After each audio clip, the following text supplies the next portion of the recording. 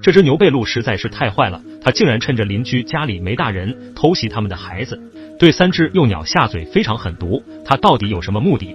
面对突如其来的攻击，巢穴里的3只幼鸟丝毫没有示弱。他们知道爸爸妈妈外出觅食去了，现在只有他们3个团结一致，才能共同抵抗外敌。于是，一场实力悬殊的对决就此展开。只见牛背鹿站在巢穴的左上方，对着3只幼鸟开始了他的嘴炮攻击，嘴巴像机关枪一样对着幼鸟的脑袋疯狂输出。他的攻击速度不快，但攻击目标很是准确，每一次出嘴必有1只幼鸟中招。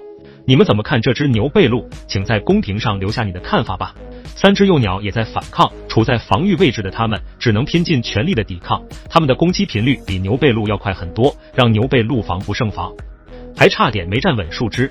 但牛背鹿的体型很占优势，它比3只幼鸟加起来都要大，尽管幼鸟努力的伸长脖子，都攻击不到牛背鹿。总的来说，二者一时间难以分出胜负。没有得逞的牛背鹿当然不会就这样善罢甘休，它暂时停下攻击，退后到一边观察了一下巢穴周围的环境，然后它就飞到了巢穴的另一边。牛背鹿的这一转变，让身体机动性灵不强的幼鸟来不及调整方位，变成了后背对着敌人。见此，牛背鹿迅速发起猛烈的攻势，攻击目标很明确。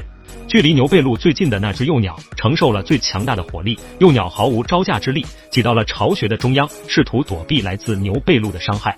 但牛背鹿的攻击非常凶猛，它顶着另外2只幼鸟的火力，直接将中间的那只幼鸟重伤在地。现在1只幼鸟倒下，另外2只幼鸟还没有放弃求生的希望，它们还在顽强抵抗，想要坚持到爸爸妈妈回来。此时的牛背鹿开始攻击左边的那只幼鸟，锋利的鸟喙给幼鸟的伤害极大，幼鸟的攻击一次比一次低。现在它站在巢穴的边缘，岌岌可危，它就要掉下去了。